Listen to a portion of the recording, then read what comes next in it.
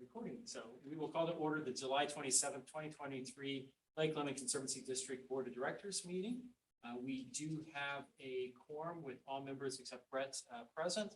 Debbie Ladyman is joining us on Zoom, so she will be doing there. If we do any votes, what I will do is do a voice vote for those present, and then I will do a ask Debbie to signify individual just to expedite things so that I don't have to call everyone's name.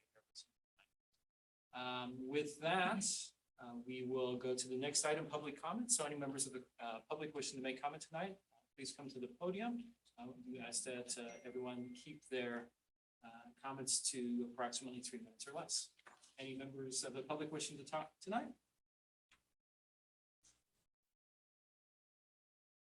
Seeing none, we'll move on to approval of June 24th, 2023 board meeting minutes. Do I have a motion to approve? So moved. I have a motion. Do I have a second? Amendment. Yes, sir. Sorry. No worries. Blackwell, motion for approval for District 7 to utilize the overflow pond as a disposal site. I just asked for permission to use an LLCD disposal site, not particularly the overflow pond. I don't know how that happened, but just permission to use to pay Heartland and use an LLCD disposal site. We'll amend the minutes to reflect, to take on specifications. Thank As to that. Any objection to that amendment? No. Do I have a second for the minutes as submitted? Second. It's moved and seconded. Any further discussion? Seeing none, all those present signify by saying aye. Aye. Debbie? Aye. I'm abstaining. Malcolm abstained for the record. Motion carries. Next item I is, don't know if Debbie was there either. she was virtual. Okay. Wasn't she virtual? Yes. At the shelter house? Yeah. She was there in person at the shelter. She was at, yeah, I Okay. never talked. Sorry, I'm thinking the wrong meeting. Yeah, that's okay. It's okay. We'll move on to treasurer's report. So Debbie. Okay, let's see. I'm going to switch my documents here. I gotta minimize your window here.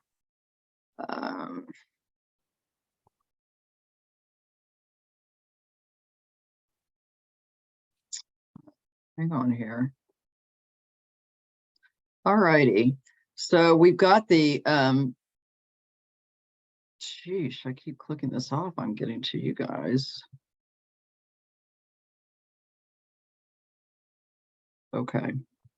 I'll just have to use my page up button. Okay, so as of June 30th, 2023, and that's still early in the season, so we're kind of waiting for more information. But we received the Monroe County tax money. So at the end of June, if you look at the balance sheet, we had in our general fund $1,015,925, and we had in our cumulative conservancy improvement fund $68,000 and some change. Again, that does not include the Brown County money. Our construction account had $358,000 in it, and then we had $100-some thousand in savings accounts. So our overall assets are $2.4 million. Small amount of withholding liabilities, payroll related, and then of course our bonds payable $1,065,000. So overall total equity of $1,348,000. If you look at the actual performance for the month of June and year to date, again, we show total income of $431,000. That included almost $400,000 in Monroe County property taxes and Monroe County cumulative conservancy. Adam, have we deposited the Brown County money then? Yeah, it was early July. I saw that it reflected on the July statement. Okay, great. So year to date, our total income is $611,000. total expenses for the month were about $58,000. So, for the month, we had $373,000 in income because of all the tax money. And year to date, 229,000 or so in net income. If you look at and you page down in your board documents to what's our comparison to June of 22, the actual month of June, pretty similar. The tax clearly stands out. The watercraft permits for the month were down by $10,000 compared to the month before. But I don't think we're down compared to budget that much. I think that's pretty much a timing issue. And expenses, kind of the main difference between this June and last June was that the prior June, we paid out about $43,000 in sediment mitigation. So comparing to last June, we did about $231,000 better. And again, a lot of that is our special benefits tax for our hydraulic dredging. And I do think, I think we will get the accountants to break that out separately, because if you see, when we compare to budget, we budgeted a separate line item just for the special benefits tax. And we don't have that breakout right now, and it's probably going to take some figuring to do that. We'll probably have to just do a percentage estimate or something. But if you look compared to budget, watercraft permits through the end of June, we're about $104,000. That was $32,000 under what we've got budgeted for the year. I think once July comes in, Adam will be able to make a pretty good estimate, which will be useful in our budget, which we'll discuss after this, in being sure that the budget committee has all the relevant information. I think perhaps we just didn't break out any of the wakeboard fees. I think those are substantially less than what we had budgeted, but they're probably sitting in that 4,000 account is my thought, Adam. 20 of the wakeboard fees, and Right. then the pass sales was a timing issue. I actually closed out the marina early in July, and it's close to $20,000 for that closeout. So we will be looking pretty good for our annual pass sales. Okay. All right.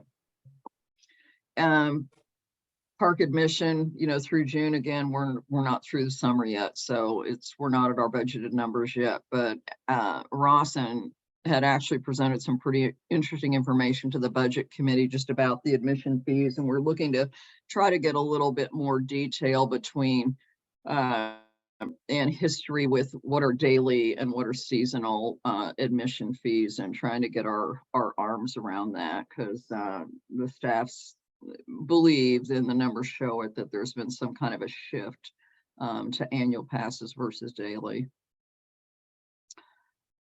So overall total expenses compared to what we have budgeted, and again, it's just too early to tell, but we're under like $800,000. We definitely will spend all the money in the sediment mitigation, and so I think we're in pretty good shape as far as that goes. Does anybody have any questions on the June financials? Okay, hearing none, I guess I'll move on to, go ahead. Yeah, not seeing anything here, so. Okay, all right.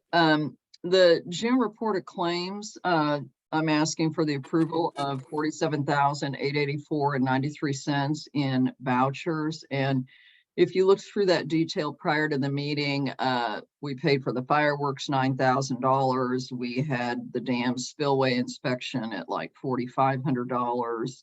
I'm just mentioning the bigger dollar items. We paid some insurance for a few $1,000s. We paid Young Trucking almost $2,000 for beach sand and trucking, and paid for our mowing at $2,200. And then we actually paid about 3 months worth to our accountants at $1,350. So those are the major items there. So I'd like to get a motion, if I could, to approve those vouchers. No, go ahead. Battery box for the barge, Yes. is that a jump box? No, it's actually the black boxes that the Oh. batteries go in. They're kind of out in the open and the batteries are old, so we replaced those early on. We got boxes that would fit those larger batteries. Snow fencing and posts, are we doing some construction or? That we use for the fireworks and we use for the Okay. event there. So it's like little orange snow fencing. Is that a rental or you? No, we bought that and it's actually incredibly handy. We used it for the Roll Point Boogie and then for the fireworks, they have to block out that fallout area. I think that's a lot of that. I'll move to accept the allowance of vouchers. We have a motion from Malcolm. Do we have a second? Second. Second by Steve. Any further discussion on the claims? See none. All those at the meeting are physically present, signify by saying aye. Aye. Also Debbie, Aye. motion carries unanimously. We will, today is Debbie's birthday, so she may be with family coming, having to sign off early, so she requested us to move the 2024 budget proposal discussion above the manager's report, so without any objection, we'll let her continue. Okay.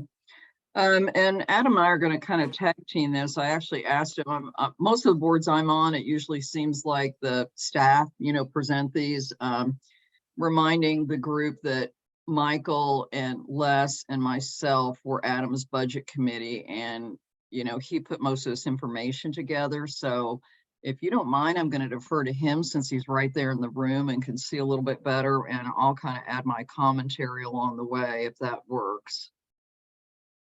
Sounds good. I'm trying to figure out how I can get. Because you'll be displaying, we want to have this meeting there so that you could display the budget. Trying to figure out how to get this to show up. Full screen. There we go.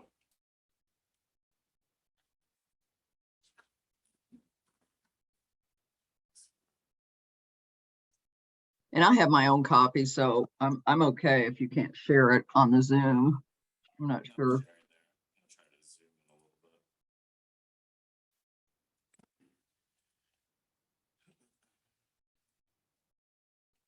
So firstly, we have the cumulative conservancy or the continuous improvement fund amounts. This first page actually shows our amounts that were received since the fund was started in 2021. And then continuing through what we've received this year. This fund is a set amount. It's 0.033 cents per $100 of assessed value. So the only way this changes with the total assessed value of the Conservancy District. So the first year, 2021, we received $47,000. 2022 received $45,000. Actually, some of that was through a little audit since it was a new fund from the county auditors. And then we are on track for a little over $57,000 this year, and that's based off of a 1782 report that we received from the State Board of Accounts. So we have received the Spring, Monroe, and Brown County Continuous Improvement Fund, $24,000 and change from Monroe County, and about $9,000 from Brown County for that fund.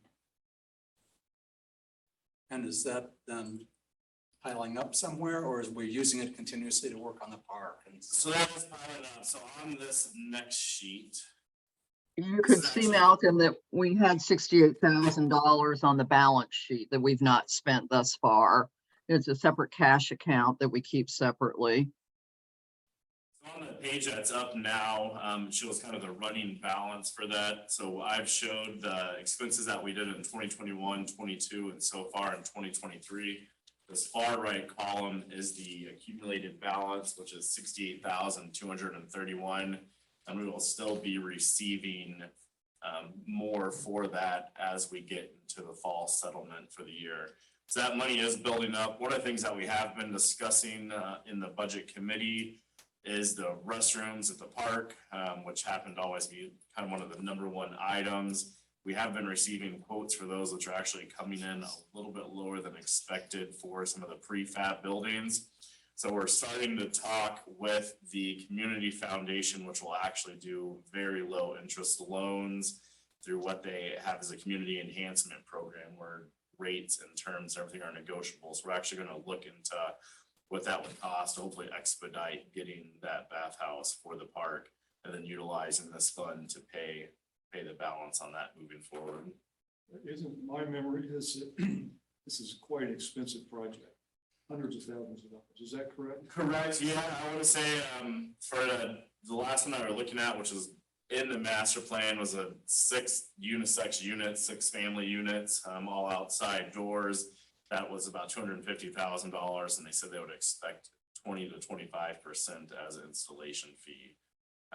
So that's what we're looking Steve, at. what we're hoping, because Monroe County has this offering, and again, we need to put all the numbers together and not take on too much, but it really appears that, you know, by the end of this year, we will have close to $100,000. So that would be a really good down payment on that bathroom work. And then this fund would be used, because I think the payback on that is like a 5-year period. And so, and again, we'd be coming to you for approval, but you know, we would be utilizing this fund to make those payments so that we're not digging into anything else. This is a fund that we've historically used for capital improvements or replacements within the park. So it keeps true to how we've been using this fund since its inception. And the way that those generally work, as a government, we can do 2-year term loans with extensions on that. So what we've done in the past, we'll do a 2-year with a balloon, and then written into the contract for every 2 years, we can renew that. So ideally spread it out over 6 years. So that's how much money we have, 68,000. Again, we received about half of the funds in there, so we're looking at having over $90,000 in this continuous improvement fund at the end of the year. I really don't have any other big plans for that money this fall. We did, from all the storms that we had, actually just got a new roof on the bathhouse from insurance. That wind that we had kind of blew it off and it started leaking. So we are good to go for at least a year from the leaking there. Can I say one other thing about the bathrooms? It seems like Yes. every survey we've gotten, it's a key issue. And if we want to continue, if we want to generate revenue and have like special events and things like that, you know, at the park, we really need to have better restroom facilities to be able to do that. So those are a couple things that the budget committee was thinking about that'll come back to the board when we have more information. Next year, we're assuming that the assessed values will go up, so we're expecting $57,000 plus based on any increase that we see in assessed value on the lake. Any questions on? Was the septic issue for the new bathhouse? What was that? Was the septic an issue for the new bathhouse? We're working with the health department. It'll either be septic or a holding tank on that. I think we're probably gonna be leaning towards a holding tank with the amount of people that we have coming through, just so we can get that pumped out regularly and with how close it is to the beach. But we've been working with the health department on that. Will the septic end up coming to you at some point? Sewer. Sewer. The sewer, I'm saying it wrong. Yes, sewer. I'm not sure. We were not in that phase 1. Yeah. Oh, I knew that, yeah. So hopefully at some point it is around the lake. Next up, we have our general fund. So essentially we have 2 funds. We have the Conservancy Continuous Improvement Fund, and then we have our general fund, which is funded through the special benefits tax. For our 2024 proposed budget, when we've been working with the budget committee, we are not proposing any increases in the tax rate. There is proposed to keep the taxes at the same level for another hydraulic dredging project next year. Once we get into the capital expenses at the end, we have in this budget $1 million for a dredging project for next year, while we still have utilization of the overflow pond and have the disposal sites available. We have increased the watercraft permit fees that we're expecting, and that's primarily based on an increase in the fees, which we'll get to later on. Wakeboard fee, this is based on what we've seen so far. We're not gonna recommend an increase in the wakeboard fee since it's still kind of an implementation phase, but it has been going very smooth so far. Our marina and club fees, those will be going up, expecting about $3,000 more, and that's based on an increase in the occupied slip fees. And the marina subleases is more in line. We've got that kind of really tightened down now. We've actually had quite a few new sublease applicants, including one say that we've been improving, so that is going up. I think as we get to a reduced number of sublease, people are kind of reading the writing on the wall, that space is limited and they're starting to apply now, while there is still room. Special benefits tax and the hydraulic assessment, again, this is one tax, this is the special benefits tax. We have it broken out just for clarity, so we can give a little better example of what the money's gonna be used for. Those rates are remaining the same as 2023.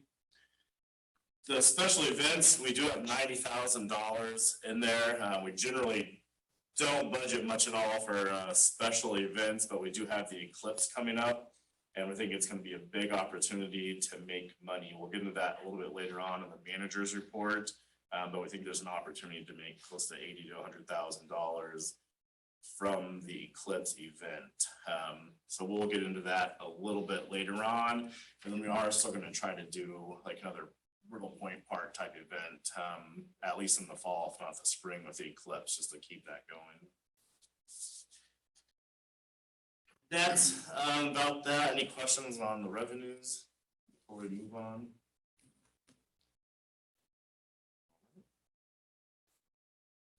Next, we're gonna get into our general fund wages. We have sent out some documents regarding wages. What we are proposing actually results in a total increase in wages for the year.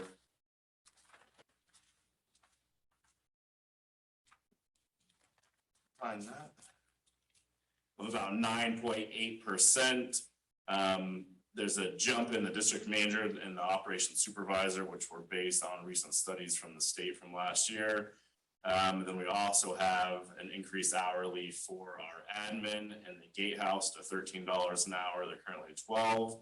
We did put $3,000 in for park patrol. We are talking with the IU lieutenant again to try to get to cadets to come out to help out in the park and on the lake on weekends. We have had a big increase in the conservation officers this year as well. And Angie Golden, the lieutenant, is looking into getting a permanent boat lift and boat for Lake Lemon Conservancy. So Adam, before you go on, so the park patrol, is that a paid position to the students? Or is that something they do for free, but it still costs us? It's a paid position. So we'll advertise, and if they have students that are interested in it, we'll have them come out. We haven't done it in a handful of years. The prior lieutenant really didn't want the cadets doing it at the time, but there's a new lieutenant who seems to be open to it. So we budgeted that at, I think, was it $15 per hour for park patrol at 200 hours. And that would primarily have them coming out on Fridays, Saturdays, and Sundays. So I have a question on salaries. Yes. So that's an 11.1% increase on the district manager from this year to next year. Nobody even post COVID, has been paying anybody more than 3% increases in wages across the board. To compare it to some of these things. And I getting the packet 6 days before the meeting is very difficult for me to read through all this. I'll still have to read through it and see. I just caught a little bit of what you were saying earlier, disease compared to what he's doing. And, this is basically a seasonal job. I mean, from the months of after Labor Day to, middle of April, there's really not that much going on. I mean, we have board meetings, but that's about it. I mean, really, there's not that much going on. So I really, I think that I'm against an 11.1% increase. I would rather see something like, if you're gonna, give them increases, if you gave them 3% a year, that would be 12% 4 years. But to give 11.1% when people are really complaining about taxes going up and the spending that we're going, I think that we really need to take a look at what we're doing. That's my point. And I'd like to agree with you with one thing. I think we need to evaluate the raise a little more than use a percentage, but can we compare? And I looked at the comparisons, and my thought in looking at what the wages were for the Conservancy District payroll summary as of this 2 months ago. I'm concerned that we don't pay enough. I think that they do a lot of work, and particularly when we're asking them to do things, particularly with music festivals, 4th of July, Lake Patrol, and the eclipse coming up. And I'm concerned that we're not paying them enough because, as the introductory statement was, ultimately, positions and pay grades were reclassified in an effort to retain staff. And I think that I'm not an HR person, but I know that people are getting more money these days because some of these jobs I haven't been analyzed enough to really reflect what the job work really is. And so I support your idea to get maybe a better evaluation of what the work is they're doing and matching up with other jobs. But I think that from my standpoint, just because we may not be paying enough. And when you look at people being here, and I think that Lake Lemon is becoming more of a recreational focus, destination or whatever. And if we want to make more money, then we're going to have to get people that will do more work to create these venues or utilization of like the Eclipse and July 4th to really to keep Lake Lemon where it is. And when I looked at the numbers, I thought, gosh, these seem kind of low. And that's my opinion. And I would say historically, prior to these projects going on, it was much more seasonal. But we did not have a reduction at all the past, essentially since this hydraulic dredging project's going on. With our annual planning, with the park planning, with all of our permitting, there has really not been. What are you a fall permitting? at all. I mean, what are you permitting? That's one of my notes here. Where are we? You know, let me just say this. I think, because listening to Debbie and you guys talk about, well, we're going to use this money to buy this, and we're going to use this. It seems like the budget committee is more of a planning committee. And I would like to get back to a planning committee. So that we know where our disposal sites are going to be, you know, in the future. You said at one time, we're going to have to hydraulically dredge into perpetuity. I believe those were your words. Oh, yeah. And I believe that too. Yes, I believe that too. And so, I think that we should look at really forming another 5-year planning group like we had before. Because we come to the meetings, we find out, oh, you guys, we're going to spend this $107,000 on a new bathhouse. I'm for that.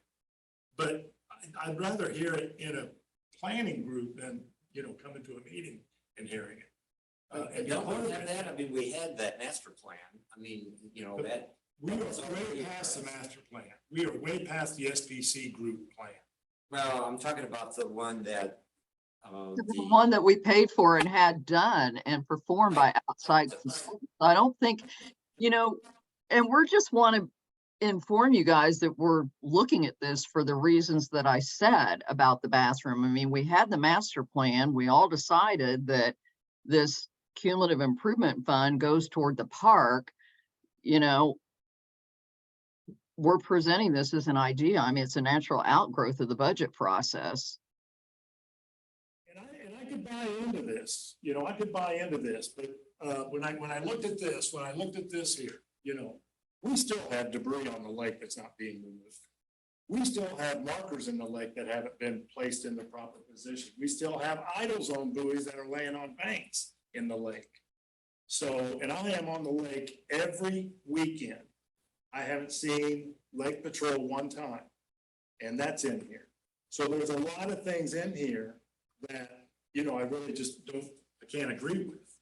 I would love to agree with, but have you seen me on the lake? Yeah, and I'll go back to say there's 2 of us on the lake that are running the barge. We've done debris plenty in your district.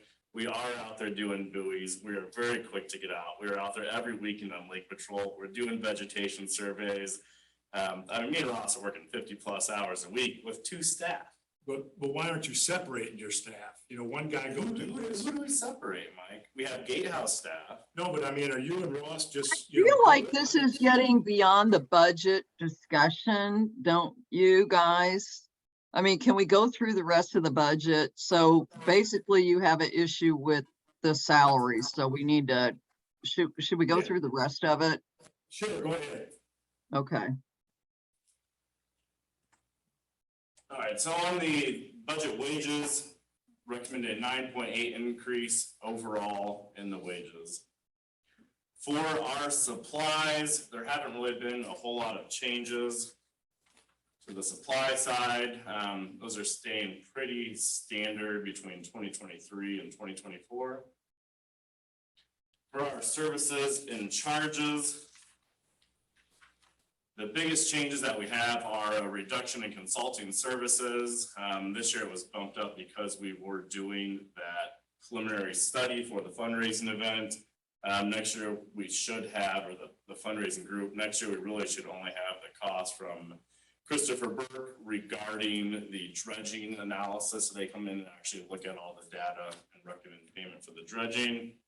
Event support, we did line One other item. thing, Adam, too, Yes. we did ensure that we had funding in there to do the bathymetric study so that we can validate and understand where we are once the dredging is completed, so that we can develop the plan to best identify how quickly we're going to need to do the dredging in the future, probably perpetual, and have real data to understand, because I think it's going to be a series of bathymetric studies to see how quickly it's coming back in, but that way we're making informed decisions based on the actual quantity of materials coming.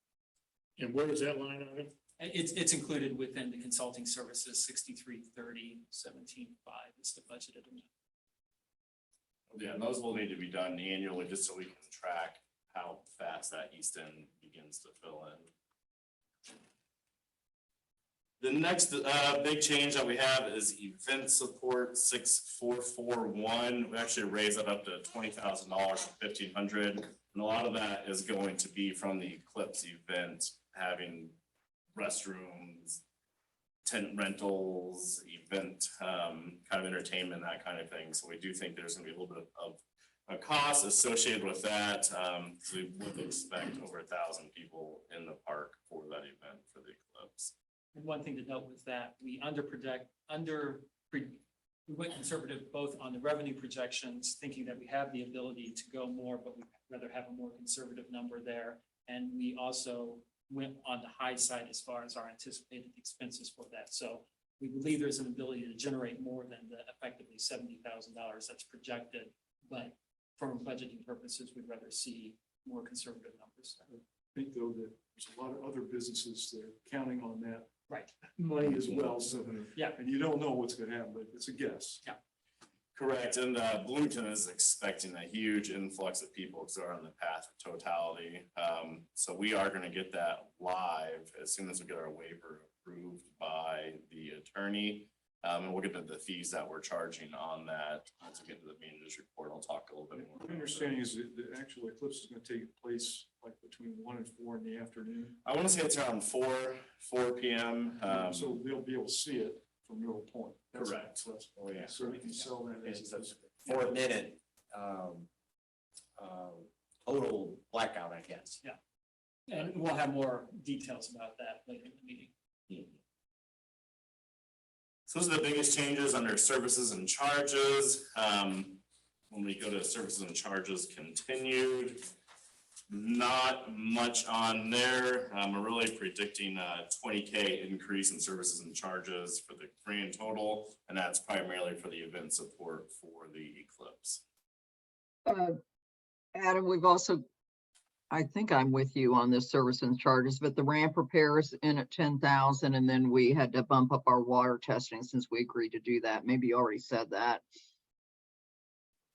Yeah, the contract did go for water testing. We're doing the algae testing, and we do have $10,000 in 6682 for ramp repairs, and that is essentially going to be for blacktopping from the ramp past the office because the cement is atrocious right now, and I mean that is the entry point to the lake for non-residents there. So we have $10,000 budgeted for some repairs at the ramp.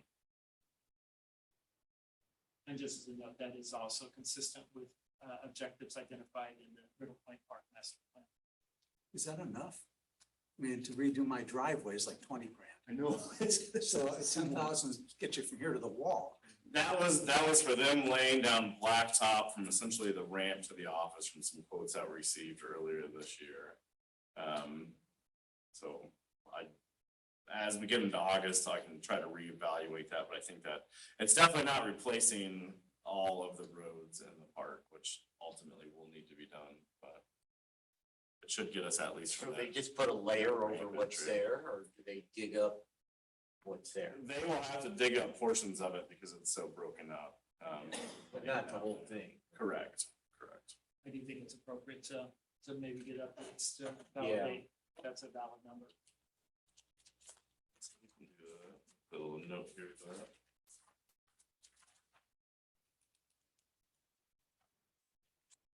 And then under the capital and summary, put $15,000 for a new work pontoon boat.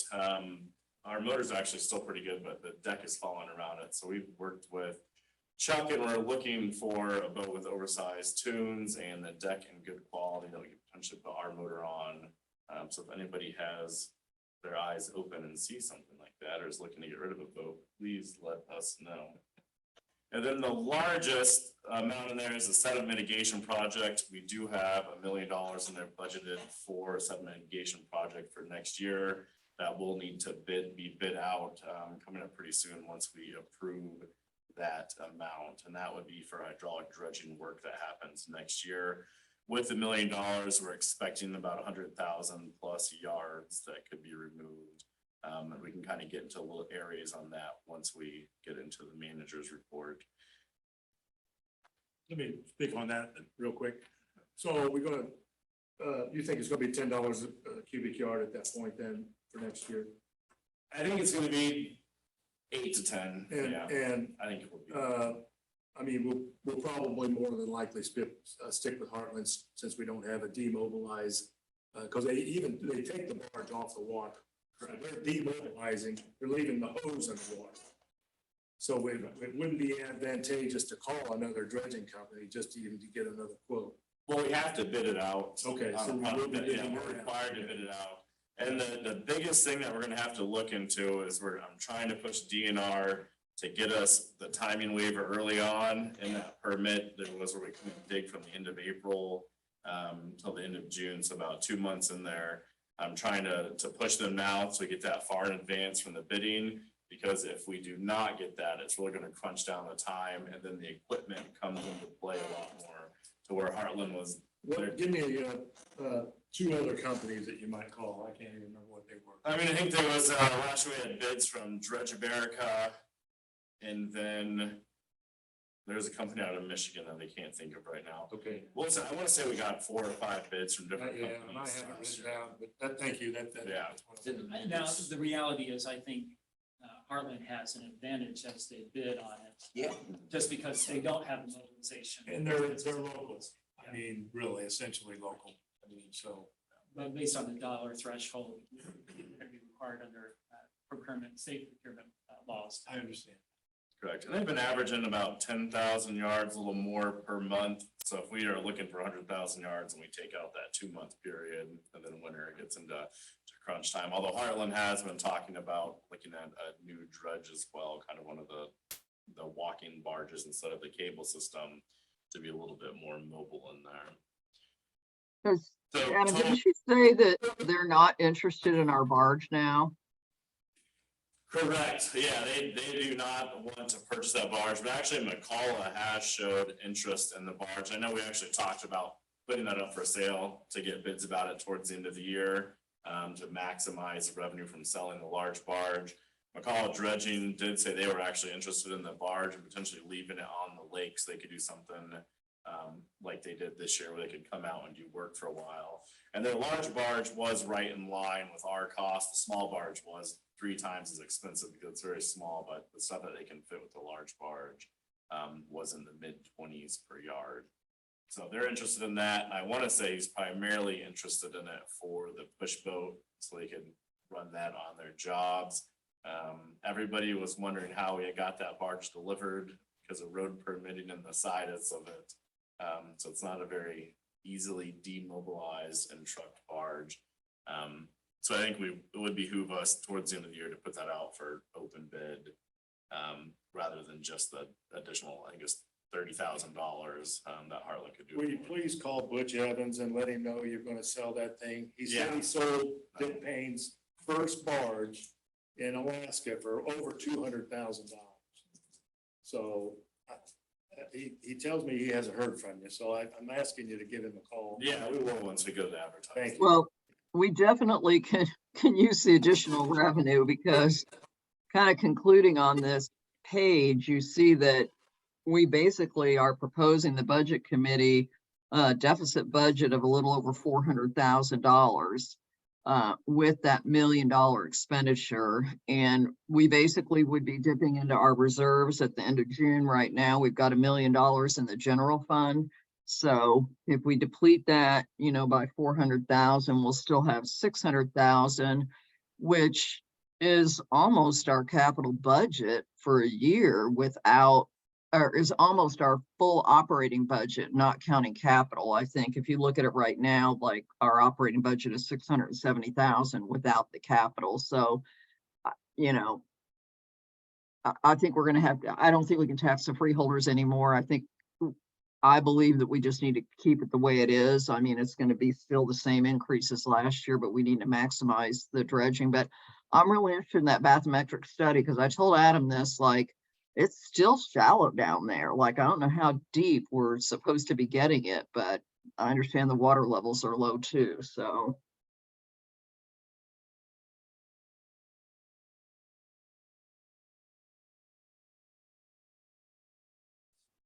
The first of multiple discussions on this, so we have opportunities. Happy birthday to me. Speak up a little. This is the first of several discussions on this. In the next 3 meetings, I believe we will also be bringing this up. Correct. We generally do all the changes done by the end of August. So try to recommend that. And then in September would be our first official public hearing. And then October would be the adoption meeting. So once we get into September, there's an opportunity to lower the budget, but not to increase it. Is there anything that the board members would like for us to look into a little bit further? We want to narrow down this bathroom situation. We want to try to put some more justification together on the salaries, I guess. I mean, anything else? The paving estimate, any other to-dos? Yeah, Or future concerns. disposal sites, I really think that, let's hypothetically say that we're gonna move from the upland side to the overflow pond, which again, I'm against. But then we fill the overflow pond to 50% capacity or whatever we decide as a board at that time. We will need to go somewhere else. And we've got that place on North Shore. I would still like to know about the west end of Little Africa that's bordered by 3 sides. And we would have to put sand bags or disposal sediment bags. We could fill sediment bags and lay them in there, and that could be filled in.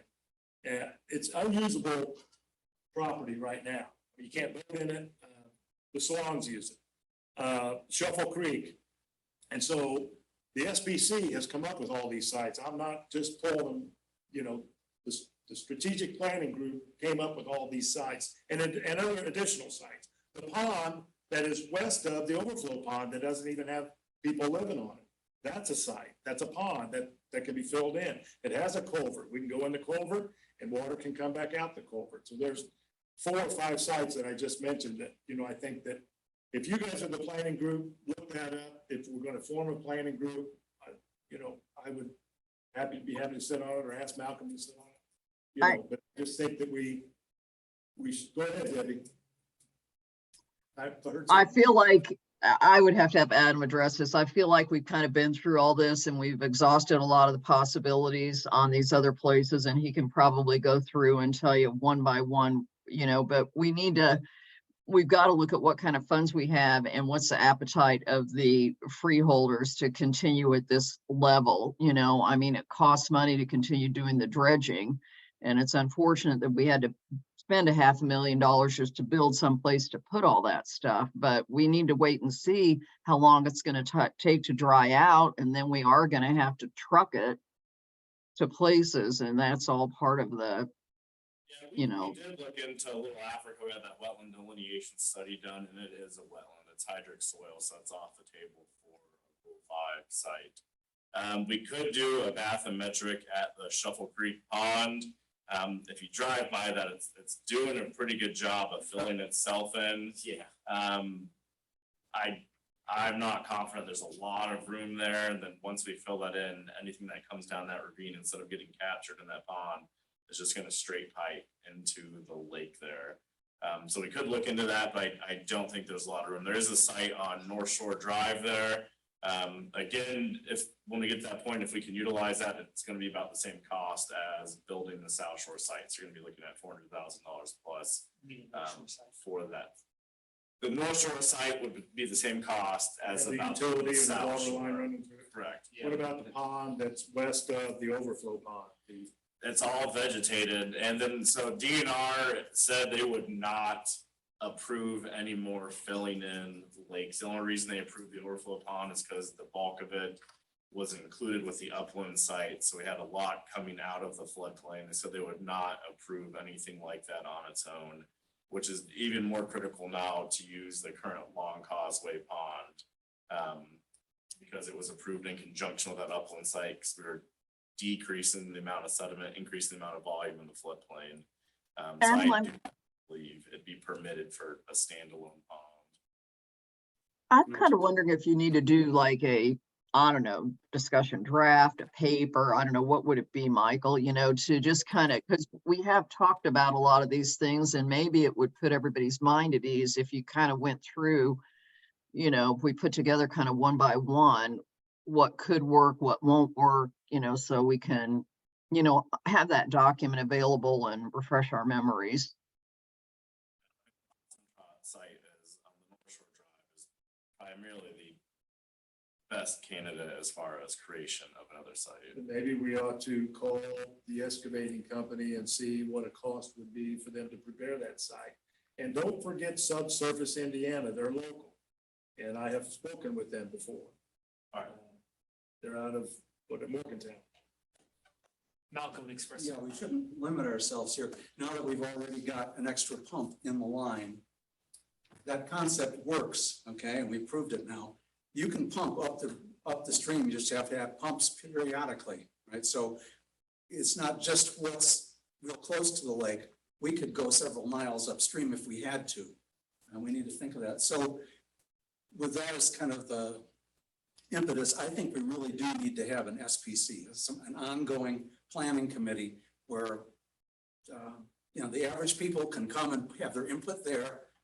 You know, public comment here really is ineffective, but that's where the public comment would be. Then they could make recommendations to the board. I understand that that's a hassle for some, but I think that's the best way to do it. I mean, there's nothing against starting like a task force that would work on that. I know one of the biggest impetuses for ending the strategic planning committee was essentially it became a secondary board. So all the decisions and discussion that happened there, the actual board members felt they weren't being included on that.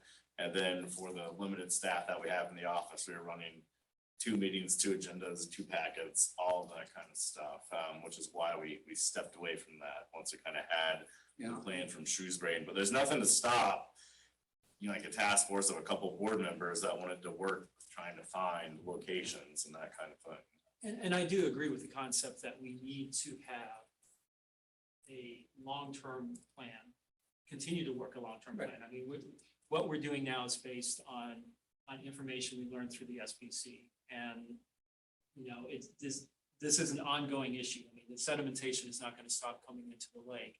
And coming up with the next phase of what we do is something that is absolutely very appropriate. So I do support.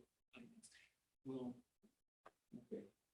The last comment I'll Yeah. make is, when I first got involved by coming to board meetings about 9 years ago, it was my earnest desire that everything would become more professional, and I believe that it has. And I'm saying that because I think that the increase in salaries is justified. But, you know, and I really like the way that Adam, Ross, and Jessica work together. I think they've made great improvements. I thought with the professionalism, you were gonna call me out for being late. And he's, I'm gonna point that out. apologize. I had another board meeting that we would schedule. No worries, that happens. For the record, Brett was present around 6:30, so that way it's in the minutes. Enjoy. All right, we'll move on to the manager's report. Adam. All right, do the fireworks update. We received about $14,000 in donations, primarily from the day of charge. We charge $25 per vehicle.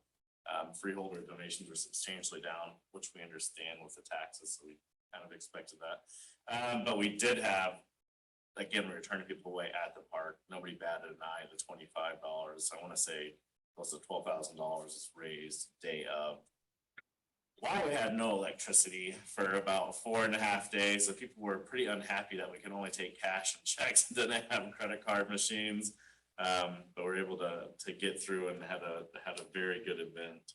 And I can attest to that 4.5 days because my area was also impacted by that same outage, as many Yeah. people were, but I think we were some of the last ones for REMC to bring back on. Yeah, it was crazy, that storm. Had I call them like Saturday morning, and a huge tree fell across the entire entrance to the park. So we were able to, thankfully, we have the excavator on links, had a lot of big trees that came down around the park in those storms. And between Ross and myself, we were able to get those cleaned up. We have lots Yeah, of- Adam, if I Go ahead, Ross. if I can, real quick, I do want to thank all of our staff. It was a tough situation. I think we did really well. We had a lot of cleanup around the park right before the 4th of July, and I think we did a great job, given the circumstances. For those who couldn't hear him in the audience, Ross was giving a shout out to the staff that helped assist with the tree clearings, complimenting them for their work. So went off really well. The snow fencing came in awesome. Normally use caution tape. It turns out having like a 3.5 foot actual fence that people can't cross worked out very well for crowd control, because I have to keep everybody out of that fallout zone. Went pretty good. We had some food trucks on site. They were all happy.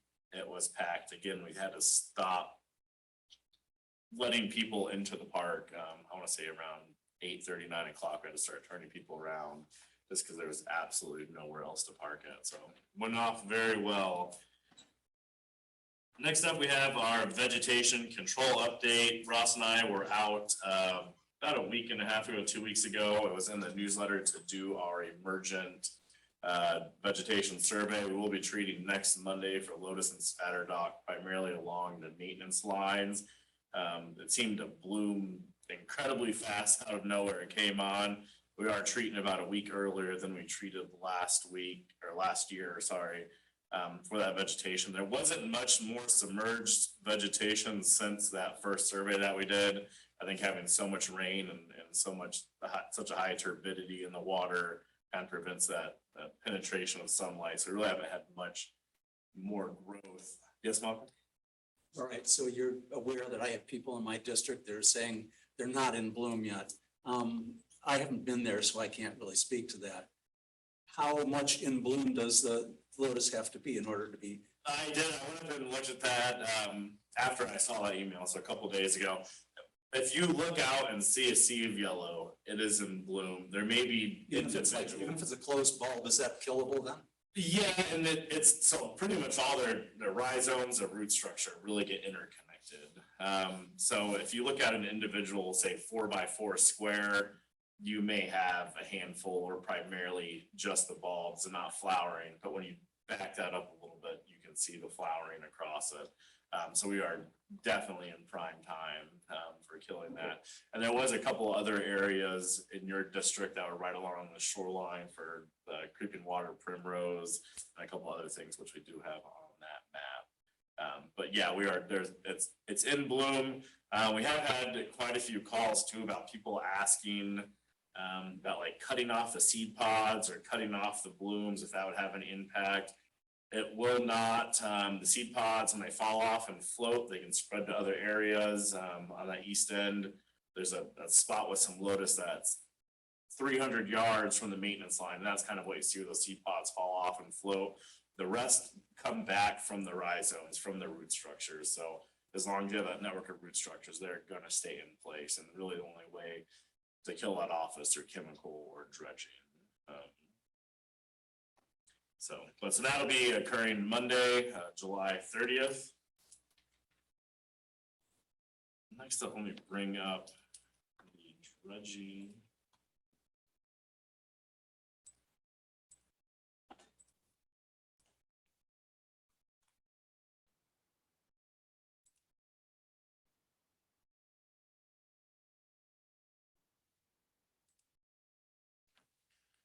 So it's gonna give a dredging update of where we are.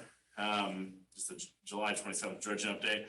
I want to start off with the initial map of the zones, because that's kind of how we base everything, where we are within the zone. So here's the initial zones 1 through 5 that we had. Again, disposal sites 18 and 19 are the 2 permitted sites that we have at the bottom there, the upland site and the overflow pond along the Long Causeway. Can you leave that up? I would like, I know you've talked to Carol Gentry about this. So this is not exactly how this was drawn up or was supposed to be drawn up. If you look at the north side, it completely circles around the Point Idleon area. But if you look at the south end, it doesn't even touch Ellis Point. And so, you know, I believe back when Pam was the chair and we moved the maintenance line, that was supposed to, and Adam, you can tell me if I'm wrong or, you know, just be nice. You know, but I think that, you know, that should kind of curve back down like it is up north. This was a recommendation of the strategic planning committee. This has not been changed since that. Carol did call up and ask why the east side of Idleon Zone 5 was included in some of these areas across to the east of Ellis Point were not included. I do not have a good answer for why that was not included, and that is the area that Mike asked about themselves paying out for next year. So it could be something to look at in the future if we're going to try to keep these lines, potentially adding that area for maintenance, since that would not be considered channel access. It would be a general area. It is just a point to it. I don't know what you're talking about. Right in here. Oh, okay. Right. So it completely circles around, you know, your area, probably right in front of your house, and it's actually on both sides. And in Zone 1 and possibly part of Zone 2, you know, they're not really actually as far east as what that line is. Okay. Thank you. And I'll give them that. The Zone 13 here, that was actually proposed as a build-up site. Again, those were not permitted or authorized to do like the in-lake building for capture zones. When I was talking with Carol Gentry in District 7, the one thing that I did mention is that we really do want to keep, for these areas on the east side of Ellis Point, by digging out that kind of triangle area down here, would be nice to keep the boating path open. You do not want to cut very far back to the east where there is currently land building, or it would be directly in that shot from the creek. So it's going to be kind of a double-edged sword where you do want to have some protection along the south side to push that water out. Because if you clear that out, all of a sudden your slowing zone and your deposition zone is going to be that whole And I area. agree with you. And so, which is why when they come back, and whether or not they're coming back down the line, they need to go further east. So that when that comes out, it has a larger span to drop out. To the north there. Yes. Yeah, In you're fact, couldn't they leave kind of a barrier under, it's not an underwater barrier, but leave something to direct more northward? Yeah, I mean, really, so dredging out this area would be fine, but you would want to leave. We can't really do too much barriers, but you would want to leave some We don't protection. want to go east. We just want that Yeah. triangle. Yeah. We just want that, yeah, And the further east that we cut on this Zone 1 there will promote flow and deposition to the north part of the creek there. And I do have some images that show that. So this is actually the water depth from spring of 2022 prior to any dredging actually taking place. This is Ellis Point right here. You can really see where the sediment protrusion and deposition is from the creek. These purple areas are essentially, you couldn't even do bathymetric. It's less than a foot deep. It's laying now, purple 1 foot and change, blues 2. So you can really see where the sediment is falling out at the end of the creek where it first hits that deep water. I mean, as soon as you have that slowing down of velocity, that carrying capacity drops and that sediment comes out of solution. So this was prior to any of the dredging taking place. Kind of in that northern portion of the bay to the western, you can still see 6 and 7 foot depths there. What year was this again? This was last year, so this was in spring of 2022, prior to any of the dredging taking place. I have this area up again. These were the actual yards that were estimated in the Shrewsbury report for those zones. And so far with the zone 1, they had been very accurate as far as what was being dredged. I want to say we were within 2,000 yards of that 83,000 mark when they got the bulk of zone 1 done. So I am pretty confident in these numbers that what we are looking at is what will need to be removed, barring any major changes. This is showing the actual dredging areas. I did my best to include these lines, which would essentially be those northern boundaries of zone 1 and zone 2. This is that Lotus maintenance line. We're about halfway to the portion right now. They are in this area, working their way west. We're able to get within about 20 feet of the actual Lotus, so pretty well on the line in that zone 2. What Mike was referring to earlier was this eastern portion of zone 1. Where it did stop a little bit before that Lotus maintenance line. That was an issue that they were having with the current equipment, is essentially hard pan and land. So having that dredger on a cable, they weren't able to keep on the transects there, and they were only able to cut about 4 inches at a time, 3 to 4 inches, because it was so hard. So in order to keep the sediment process going and not time out, by just removing that little bit there, we moved into zone 2, this bottom half. Currently, we are working to the west and south, so they will taper down to make sure everything's at least 5 feet, and then get this area right here. They started just west of where our zone was originally mapped out, but that sediment deposition went further west than when this bathymetric study was done initially in 2019, where we set our zones. So once we get this area knocked out, pending time and financing, we will come back and work on this right here to try to move that as far east as possible. This would be something as well if there is an equipment change where you had those walking barges with the cutter balls, and you're not required to have the cable transects where you could actually post up and cut a wall there. So that's why we will. The equipment's going to come into play next year as far as maximizing what we can move. And some of those bigger pieces of equipment have bigger pumps, bigger piping, higher production rates, and more mobility. I don't think Heartland Dredge, and we've said this before, they're not incredibly happy with the amount of buffer that they have on this contract. So I think they're looking at both the change in cost, but ideally for us, a change in equipment so they can up their efficiency when they bid for the They'll next. be able to undercut the land. They'll be able to undercut the land and let the land fall with a cutter ball. You know. Yeah, and those, correct, and those will dig, I mean, those cutter balls are decent size, I mean, so you'll be able to cut it instead of just trying to go across that. If you go from that area right now, it's a clear stop where they've stopped dredging, and then it goes to inches, if that, and then It's land. vegetation, it is land. So Adam, there's that patch of lily pads out there, I guess a high spot, where it is. That is like right in here. So that will be taken out. They are overlapping with that last dredging area now. They're moving pretty quick. They're actually just west of Eidolons. They're kind of in this area. So that will be taken out where those lily pads are. So we want to make sure that all gets taken out and doesn't.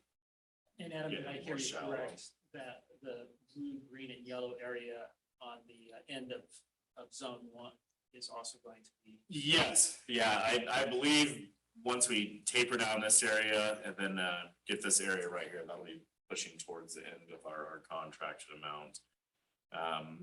As of this morning, 98,711 cubic yards of material have been removed. Let's see what the next one is. This year, or this what? This total project, yeah, I wanna say 60,000-ish, maybe 63,000 was last year. So 98,000 total. Moving sites is imminent. We've had to turn off our subsurface pumps. We had to turn off our gravity pump, the siphon at the upland site because it's getting so shallow, it's just starting to suck up sediment and then pump it back out. We have started the use of polymers so we can try to increase that rate of settling to maximize the level that we have in that upland site. We're gonna be taking another sample on Monday of total suspended solids and start tracking that. Total suspended solids where? Coming out of the upland site for the outflow. I've been doing that, and my data is like kind of worthless. So it jumps from nothing to a lot to almost nothing. But you keep moving the pipe and I don't know how long the dredger's been running when I take the data and so on, so. But yeah, so it's getting to the point now where we've just started utilizing the polymer this week to try to increase that settling rate. Kind of what we expected in the past, where we get to about that 100,000, maybe a little bit more in that site before there's not enough settling time to come out. I would not be surprised if by the next meeting we are in the overflow pond. We have been in contact with DNR to let them know that we can make sure we're all on the same page with transitioning over. But within the next couple of weeks, we'll be moving that site. You can kind of start to see the gray collar on the effluent coming out of the upland site. We don't want to just transfer that sediment to District 7 over there. So we will be moving very soon in conjunction with DNR to make sure that we're all good with the permitting and everything. Yeah, I don't necessarily need to be in the loop on that, but I would like clarification on the wording that says, I showed this to Steve Pretty last month, but it specifically says the pond will be drained. It's and sediment placed, so it doesn't say that it will be completely drained prior to sediment being placed. It says the pond will be drained and sediment placed in this area. I think it gets a little bit into semantics in that. Once we start putting material there, essentially for each yard of material that we put in, a yard of water volume is going to be drained out of the pond. So it does not say that it will be completely drained prior to sediment being placed. It just says it will be drained. And do you have it right there? I do. Do you have the exact verbiage? Dredge operations, the cove will be drained and dredge material placed. Yeah, so I would agree with that. It will be drained and dredge material will be placed. It will not be fully So drained. you'll have a pump in there draining the water out. As we dredge, no, it'll flow out through So the you're gonna say piping. it's gonna flow out, Correct. one of the culverts as dredge material is placed. Correct, yeah. And if I heard you correctly, you were gonna put dredge material in the middle and work your way west. We are gonna start, it's gonna be a little bit up to the dredgers. They have to have enough settling time. So on here, we wanna start kind of in the southern portion, Okay. in this area. And then as we move the pipe, we can go that way. Okay. That way, if we don't fill it all in, the bulk of remaining volume will stay at that eastern end of there. So that's how we will be doing. Thank you. I have a question. Once you start using the river flow, once you finish it, say next summer, whenever you guys are done with doing that, that means that site is closed, right? You cannot bring and disrupt another wild. Correct. Part of the permitting is that has to be treated or planted as a treatment wetland, and then so they dictate the type of species that you have. It can't be all invasive. It'll be a high variety of species. There will still be water there. Nothing will be above the water line. I do think there will be an enhancement for birding, for wildlife there. And I really hope at the end of this, you can look out and just see flowers and a beautiful area there. And there will still be water there. That's all good. I guess what I need to know is, say you don't fill up the entire. That means once you're done next year and you filled it with 120 yards or so, you can't come back another year later Correct. and start on the other side. Is that That's correct. They've stated it's a one-time shot to use this, and that's why we're planning for next year. They said they will not permit that as a standalone site. So anything that we don't have in there will not be permitted again. That's correct. And do we have money in the budget to start the wetland delineation? Did we put money? For the planting, that would be in 2025. Okay, So once that's kind of when we went through like that 3 and 5 year plan prior, next year would be, filling that site to what we came within our budget and project. 2025, bulk of that is going to be the planting and establishment. And then we actually have a minimum of 3-year monitoring period within there. We'll have to hire somebody to come in, make sure we don't have a high percentage of invasives. You can't just have all cattails. It's got to be like it's got to be a very good environment set up. So that might be worth 80,000 a year. Adam. Well, we were thinking 100, right? Or I don't know. We're working on that. For the yardage, Oh, I thought you were So- talking about the wetlands and the cost. Yeah. So this is Sorry. actually my best guesstimate on what next year's project would get us to. So I've gone through, went through the bathymetrics. We'll be looking at hopefully more than 100,000 yards next year, depending on what the rates come back in. We're hoping that $1 million will be at least 100,000 yards. That would put the two project totals at 240,000 cubic yards, about 100,000 the upland site and change whatever we get to. The total volume in the overflow pond was 155,000 or so. That could get in there. I'm not sure we're gonna hit that with the $1 million project, but with the 240,000 total cubic yards removed, I think this is where we would end up having 5 foot plus depth at the end of the next year. So this is the bulk of zones 1, 2, and 3, where we would end up at the end of the project. And I know those who live up there and those who boat around there, just the amount that we've gotten so far, it is pretty amazing when you're out there, areas that I thought we would never be boating in again. Yeah. So this is kind of the snapshot of what at the end of next year's project, we should have, zones 1, 2, and primarily zone 3 up to that maintenance line.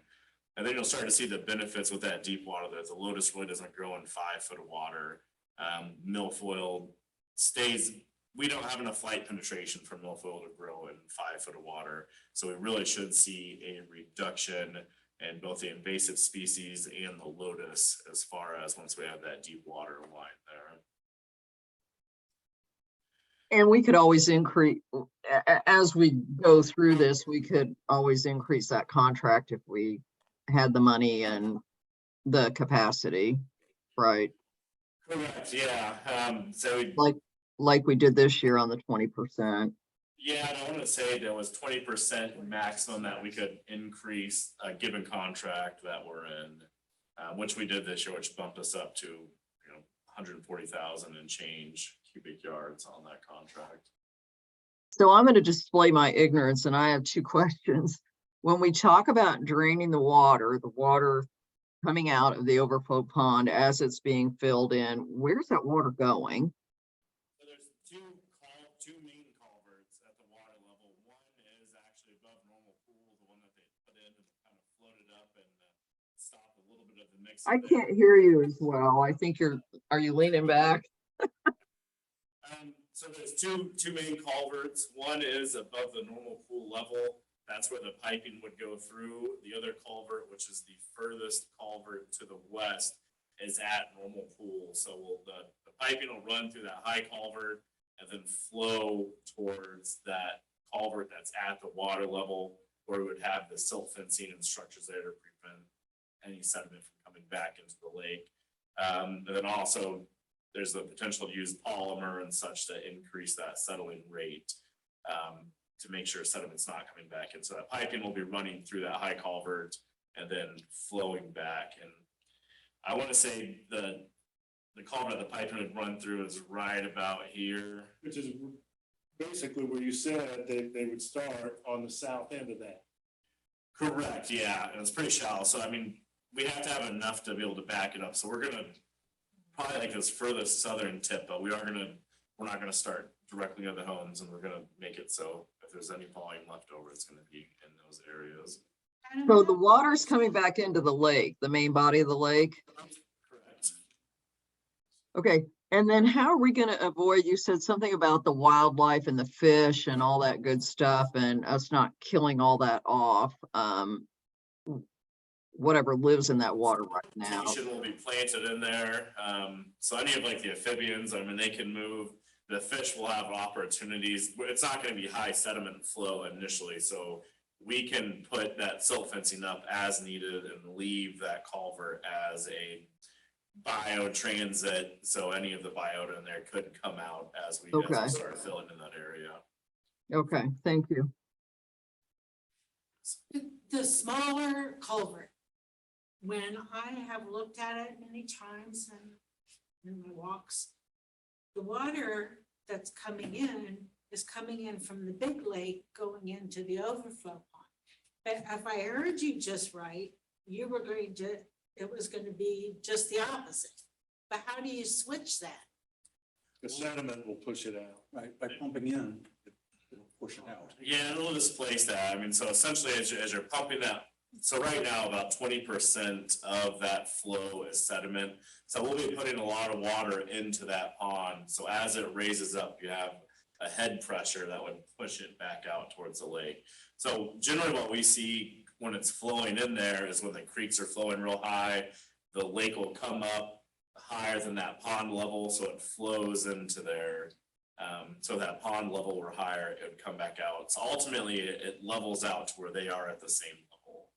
I mean, it's kind of like if you had a glass of water and you put a big stick in there, the water, the stick displaces the water and it comes out. Well, that's what's happening there. It's gonna just come through the pipe and go into the lake. Because of force. Um, So once that's done, what happens with that culvert when it's a wetland?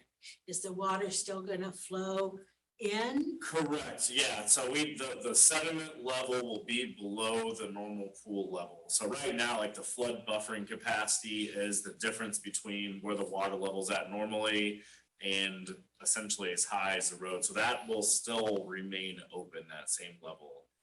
So the sediment will not be above that culvert, so there will be water flowing back and forth between that. Okay, the small one. Yes. So moving forward, we will have to bid this out. We are working with DNR. I'm trying to get something as early as possible that says we can get rid of that timing variance. I don't like strong-arming regulatory agencies, but there have been some changes to the Indiana Code Conservancy Act specifically for reservoirs that talk about allowing maintenance within the normal pool areas. As a last resort, we may look at some of the new laws, but ideally we can all work together. So that's where we are. Any questions? With the eventual sort of wetlands restoration planting thing, do you think there's grant money out there for that? I mean, wetlands are. If we do above and beyond the permitting, so the Lake and River Enhancement grants, which allow for like the planting of wetlands and habitat enhancement, they said we cannot use that for stipulations on our permit because we're mitigating. So essentially they would be giving us more money. I think we talked about it. Yeah. So I mean, we'll definitely look for, I think, for that initial planting part because it is mitigation. That's kind of your punishment is having to fund that. So they won't give you money on both sides of the project. But for future maintenance, for enhancements, if we ever wanted to put like a boardwalk through there or something, kind of like the Bean Blossom Bottoms or something like that, then I think there would be grant money as far as making it more park-like and better for recreation there. There's nothing else on that. We'll go pretty quick on the next things. We do have a sublease stock recommendation. Van Meter, they actually own property in District 7, but they also have a house on Shovel Creek, and they were looking at placing a dock on the short causeway. I met there with Les and the individuals to talk about docking structures, will it be allowed, let them know they'd have to put in the shoreline modification permit and work with me on the design. I have no issues with that. If Les doesn't, I'd like to go ahead and recommend a motion to approve the addition of the van meter sublease along the shore causeway. Yeah, I have no issue with that, so I'll make that motion. Motion from us, do I have a second? It's been seconded by Brett. Any further discussion on that? See none, all those in favor signify by saying aye. Aye. Is Debbie still with us? Debbie? Aye. Passes unanimously. All right, last but not least, the solar eclipse discussion, we're coming up with different names and stuff and deciding how much we want to do. It's definitely gonna be a money grab for the Conservancy District. They're expecting like millions coming into Monroe County and Indiana. One of the current names that we're thinking about right now is No Soul, a cosmic celebration. But it's gonna be, we're gonna have camping on Sunday night and Monday night. The eclipse is actually Monday, so I figure people would travel in on Sunday. We are looking at having, we've looked at some bigger bands and stuff. We've had a lot of interest that we sent out from local bands. Maybe do like a local band showcase to keep the entertainment aspect at the lowest cost possible and maximize our revenue generation on there. Some of the expenses that we're looking at are a little stage, and we have reached out to some of the event planners around here about getting a big tent, like something that could fit 500-600 people. We looked at one that was 60 by 150, which they're about $3,000 a day, but when we have this many people coming in and how unpredictable the weather is that early in April this year, we think it would be a very wise investment. And that's kind of included in that $20,000 that we have. And Ross, myself, and Jess are working to kind of fine tune that budget as we move forward. Jess has been working on some of the event pages. I'm not sure if these will work. They are. So these aren't live yet. Once we get the waiver back from our attorney, they will be live. We have talked with the rates, with the budget committee. Oh, it's not showing up.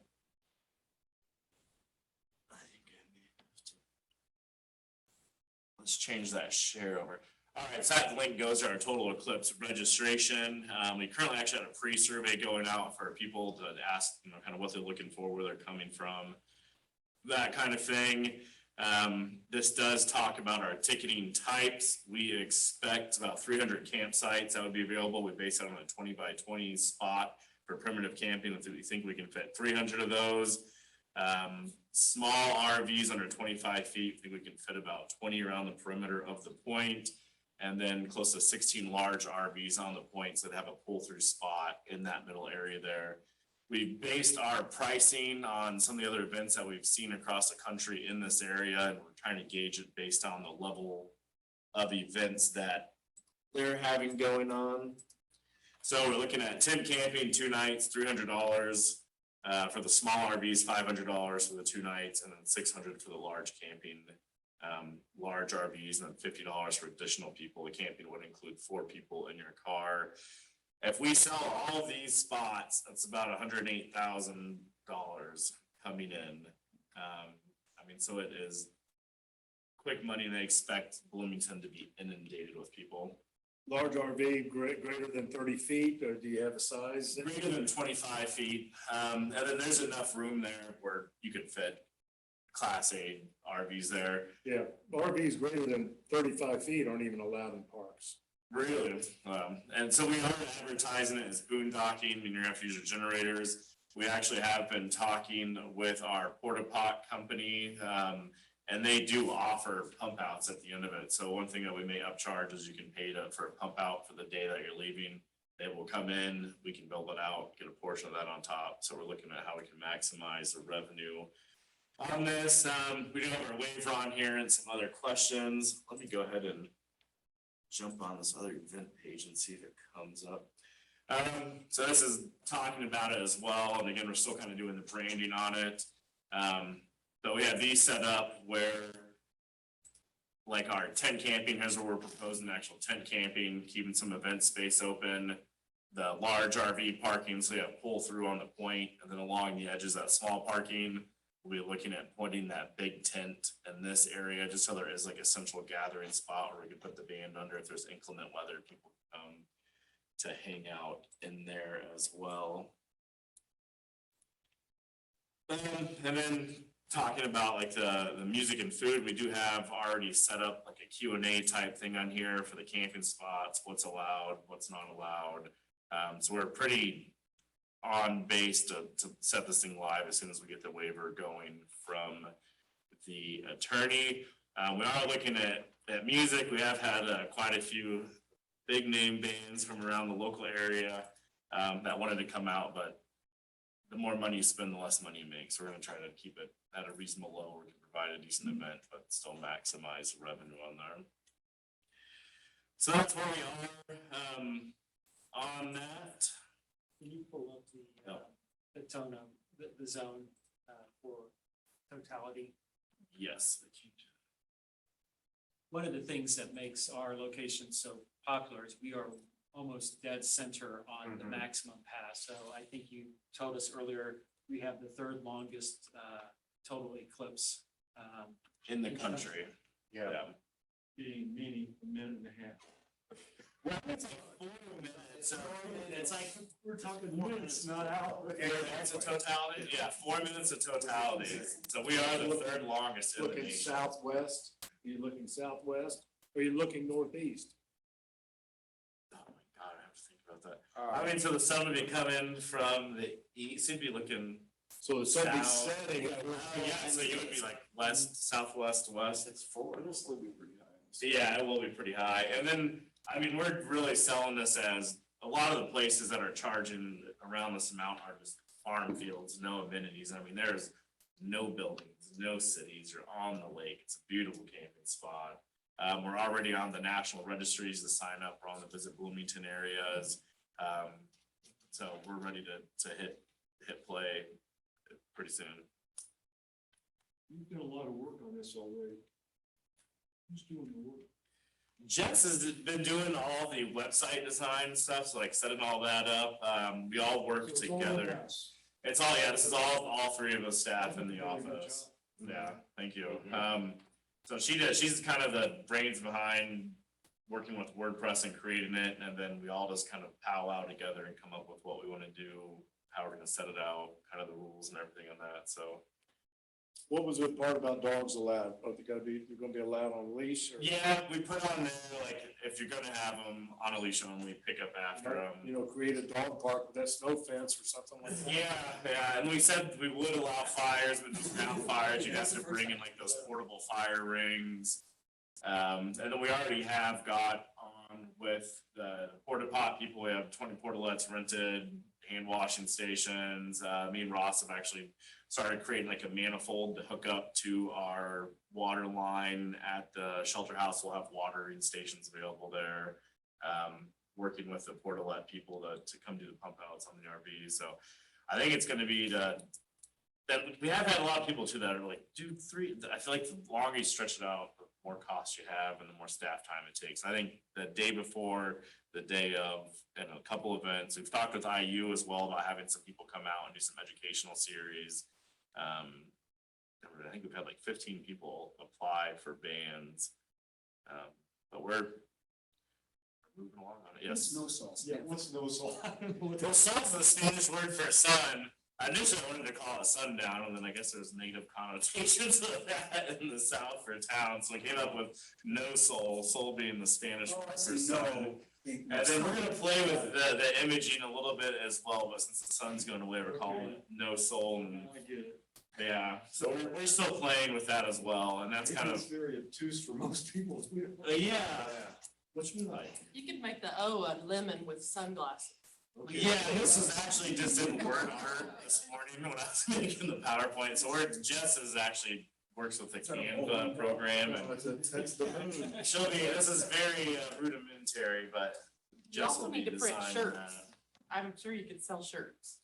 Yeah, and that's kind of what we're thinking too, is like maybe pre-selling gear, so if you wanna sign up in advance, so we can Well, make sure you if get the you're gonna have all exact those amount. campground people here and they came here as a destination. Yeah, so we're, right now, we need people signing up, selling it, and then maximize the revenue on it. We're gonna nickel and dime. So if the these people. campsites fill up, can you put a little link to my website where I talk some of my fields? Only if we get a commission. That's fine. Yeah, and we've already reached out to IU and some other places about overflow parking, depending on the bands that we have, if there is enough space, we may try to sell like day of tickets as well, so people can come out to the music, depending on what we have going on, so. We're gonna try to generate some revenue here from non-free holders. No, there's no thought of any boats in this plan because there won't be docks. I'm just trying to see if you're gonna try to throw some boat into the picture. No, not at all, and yeah, it's so. April, yeah. Thankfully, the park is closed and it's not open, so we can do a complete special event. One thing that will be kind of limited will be boat parking day of. So I think, yeah, we're gonna try to maximize people coming out. We're not gonna try to promote anything, but What's the date again? April 24th? 24th, so late in April. is it the 24th? I think it's something like that. All right, nice. I was thinking it was earlier, but I think it is earlier. Is it really? I thought it was like the 9th or something. you know that, Ross? Are you still there? I believe it's May 6th, is it not? April. Or sorry, April 6th. April 6th. It's April 6th. April's looking it up. Solar eclipse of April 8, 2020. April 8th, all right. That's from NASA, so. So early. That's Trust them. That's all I've got. Thank you. Oh, did you ever hear back from the city on the finger dock thing? I have not heard anything on that. Okay, but. It is April Did you 8th. Officially notify them that board, Yes. Yes, desires that. correct. Okay, so, all we can do, I guess. The eclipse is Monday, April 8th. Yeah, so we'll do camping Sunday night, figure travel in, hang out Monday with the eclipse meeting at 4. I figure people will stay, camp out, have music, and then kick them all Well- out Tuesday. I just want to say that between your dredging presentation and all the oversight work that you've had to do with that, and the planning and, the events that we've done, I mean, I think you guys are working splendidly as a team and doing a great job and justifying your salaries. Thank you. Any additional discussion on the eclipse? Seeing none, that concludes the manager's report. The next meeting is August 24th, 2023, 6 p.m. here at the City of Bloomington Utilities Building. With that, I'd be happy to entertain a motion for adjournment. So moved. Do we have a second? Second. It's been moved and second, barring any objection, we stand adjourned. Thank you. You take responsibility for